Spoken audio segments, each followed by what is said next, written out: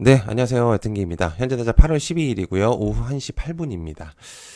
자, 여러분들, 요즘 저만 느끼는 건지 모르겠지만, 요즘 증시가 왜 이렇게 무겁게 느껴지는지, 저만 그렇게 느끼는 건지 정말 모르겠는데, 아마 대부분 저랑 비슷한 생각을 가지시는 분들이 많을 거라고 생각을 하고 있어요. 실적이 아무리 좋아도 해외 증시가 올라도 한국 시장만 유독 힘을 못 쓰는 그런 모습들이 많이 보여지고 있거든요. 근데 저는 그 중심에는 역시나 대주주 양도소득세라는 생각밖에는 들고 있지 않습니다. 물론 작년에 엄청나게 크게 하락폭이 있었던 날들이 많이 있었긴 했었어요. 그런데 아쉬웠던 부분은 잘 가고 있었던 부분들이 자꾸 브레이크가 걸리는 부분들이 생기면서 근데 그 중심에 대주주 양도소득세가 있다는 생각밖에는 지금 들고 있지 않거든요. 그래서 앞으로 어떤 흐름이 나올지 그리고 이 문제가 시장의 발목을 얼만큼 잡고 있는지 그런 것들을 한번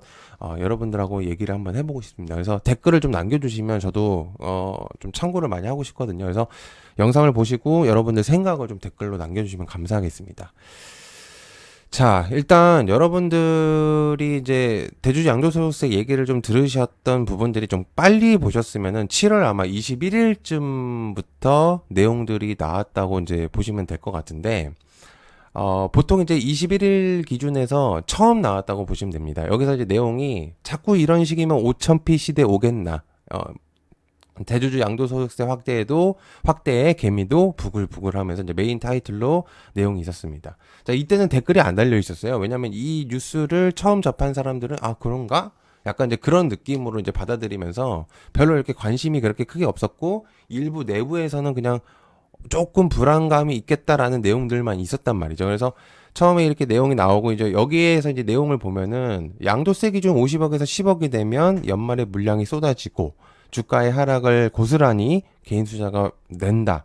간단하면서도 굉장히 중요한 포인트를 잘 잡은 뉴스라고 저는 생각을 하거든요. 자, 실제로 여러분들이 아시겠지만 대주주 양도소득세 기준점을 기본적으로 좀 여러분들이 좀 아셔야 되는데 간단히 말해서 일정 금액 이상을 주식을 보유한 투자자들, 투자자가 매도를 할 때 부과되는 세금을 대주주 양도소득세라고 합니다. 자, 그러면 현재 기준은 종목당 50억 원 이상으로 측정이 되어 있는 상태거든요. 근데 이거를 10억으로 낮추겠다는 내용입니다. 자, 그러면 그래? 금액대가 뭐 크게 차이가 있나? 라고 생각하실 수 있는데 문제는 뭐냐면요. 이 기준이 낮아지게 되면 대주주에 해당하는 투자자가 대폭 늘어난다는 얘기죠.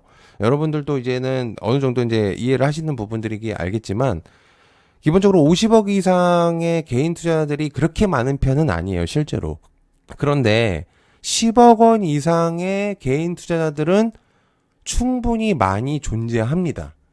자, 그러면 어떻게 되냐면 연말이 다가올수록 세금을 피하기 위해서 이 개인 투자자들로 이 10억 원으로 측정된 개인 투자자들이 매물이 쏟아질 가능성이 있죠. 실제로 지금은 확실하게 이게 정해진 바는 아니겠지만 이런 내용이 나옴으로써 심리적인 압박을 받을 수밖에 없다는 얘기입니다. 그러면 만약에 이게 지금 10억으로 확정이 되는 순간부터는 나도 모르는 사이에 내가 대주주가 될 수 있다는 그런 부분으로 되기 때문에 미리 사전에 물량을 처분을 하면서 매도를 하는 거죠. 그리고 대체적으로 한 번에 매도를 하는 게 아니라 계속해서 꾸준하게 조금씩 매도를 하면서 분할로 매도를 하면서 대주주의 기준점을 피하기 위한 목적인 거죠.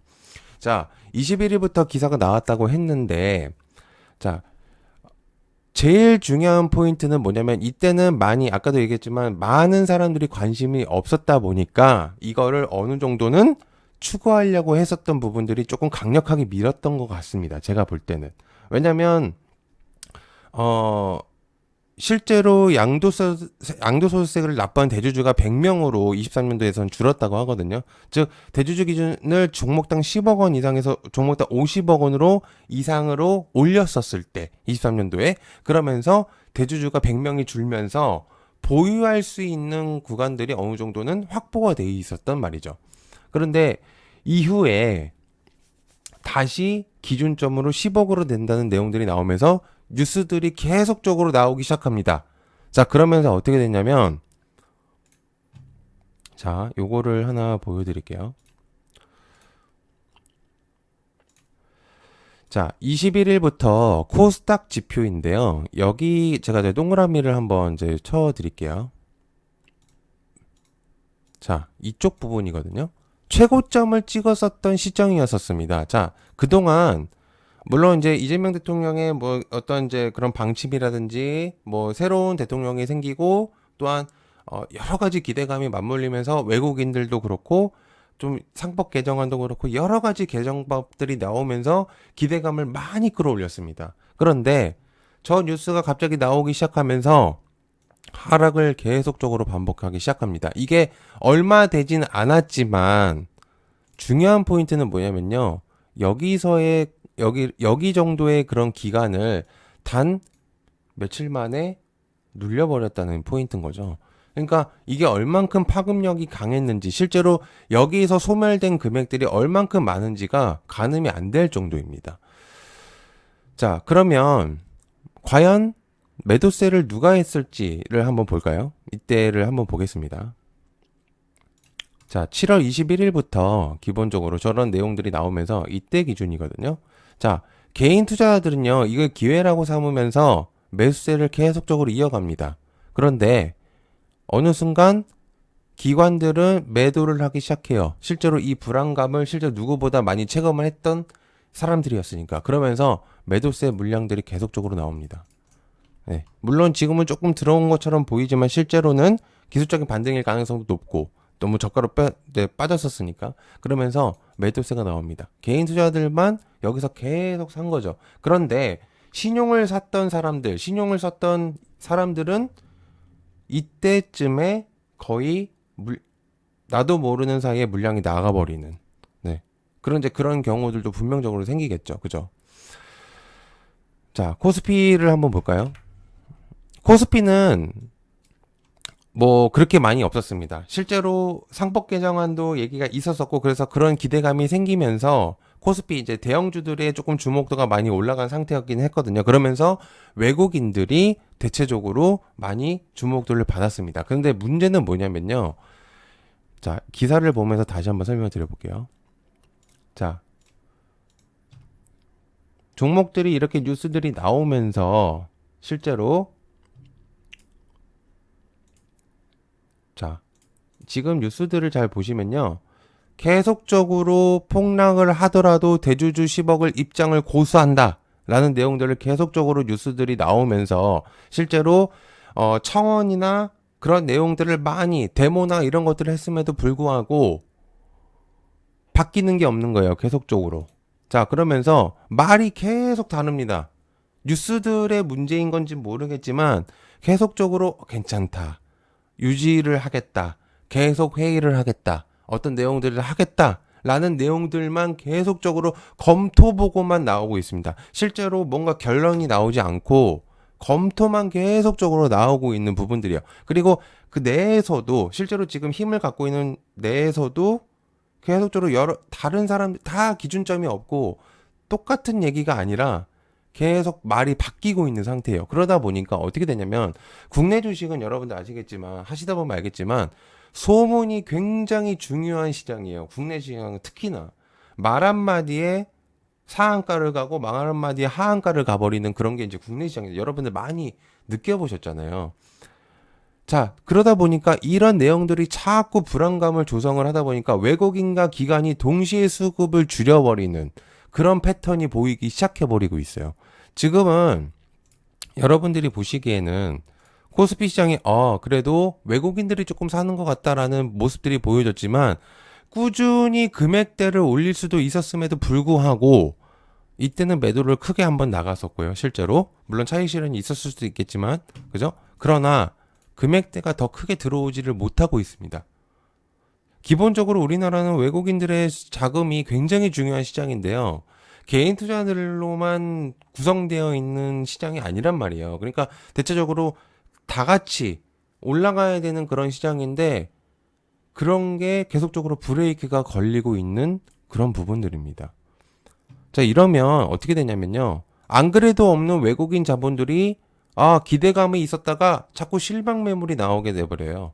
외국인들은 살 이유가 없는 거죠. 내가 어차피 외국인들은요, 기본적으로 금액대가 무슨 조그만 금액대로 하는 게 아니라 기본적으로 큰 금액들이 한꺼번에 뭉탱이로 들어오는 거기 때문에 무조건적으로 대주주에 해당하는 그런 부분들로 해당하는 경우들이 대체적으로 많습니다. 자, 그러면 굳이 세금을 내면서 국내 시장에 들어올까요?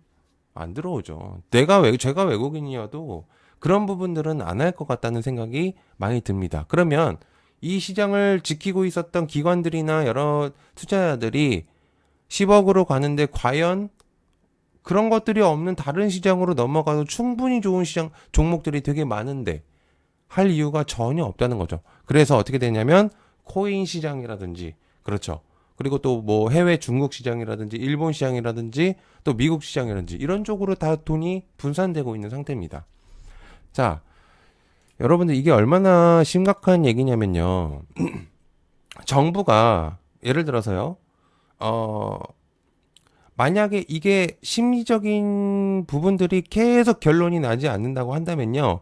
시간은 계속 지나가고 있어요. 지금 8월이죠, 벌써.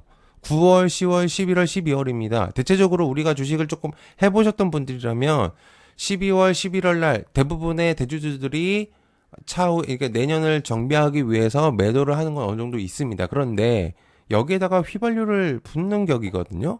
그러니까 안 그래도 내려갈 거를 예상하고 있는 상태에서 대주주 요건을 10억으로 낮춰지게 된다면 중견 자산가들, 법인, 기관들 매도 타이밍을 조기에 앞당겨 버리는 겁니다. 그러면 4분기가 들어가기 전에 시장의 매도 압력이 노출이 될 수밖에 없는 거죠. 그러면 심리적인 효과가 계속적으로 자극이 되고 개인 투자자들은 더욱더 크게 피해를 볼 수밖에 없는 구도가 만들어질 수밖에 없습니다. 세금을 만약에 내년으로 적용한다고 하더라도 투자자들은 미리 움직여 버리죠. 굳이 내가 할 이유가 없으니까. 그래서 주가가 올라갈 기회를 못 잡을 수밖에 없습니다. 네. 자, 정부가 만약에 이 기준을 강화를 확정을 하게 된다면 연말 증시에 방어적 흐름이 강해질 수밖에 없습니다. 반대로 정치권이나 투자자 여론에 밀려서 기준 강화가 철회가 된다면 단기적인 증시가 정책 해방 랠리를 통해서 올라갈 가능성은 매우 높지만 그런데 지금 현재 경제 지표나 기업 실적보다도 정책 방향의 중요도를 높이 사고 있는 국내 시장이거든요. 그러면 대주주 양도세는요. 크게 보면 단순한 세금 문제뿐만 아니라 증시의 심장박동을 조절하는 변수라고 봐야 됩니다. 크게 봤을 때 앞으로의 흐름으로 볼 때는 세금이 문제가 아니라 심장박동을 멈추게 하는 역할이 될 수밖에 없는 거죠. 여러분들 주식시장은 숫자와 그래프로만 이루어진 시장이 아니거든요. 실제로 팔고 사고 단순한 그런 매매 방식이긴 하지만 정책과 규제 그리고 그거에 둘러싼 심리 지수를 위로도 아래로도 흔들 수 있는 말 한마디 대주주 양도세 이슈는요. 앞으로도 몇 달 동안은 우리가 시장을 해석할 때 절대로 빼놓을 수 없는 키워드입니다. 여러분들은 어떻게 생각하실까요? 이게 정말 시장의 문제일까요? 국내 시장의 기업들만의 그런 앞으로의 기술력이 부족한 걸까요? 아니요. 제가 볼 때는요. 대주주 양도세는 브레이크를 역할을 했는데 그 브레이크가 너무나도 커져버리고 있는 그런 부분들이죠. 여러분들 댓글로 좀 남겨주셨으면 좋겠습니다. 저도 여러 가지 이런 내용들을 더 파악하고 싶기 때문에 여러분들 생각을 좀 댓글로 담아주시면 정말 감사하겠습니다. 시청해서 감사하고요. 고맙습니다. 감사합니다.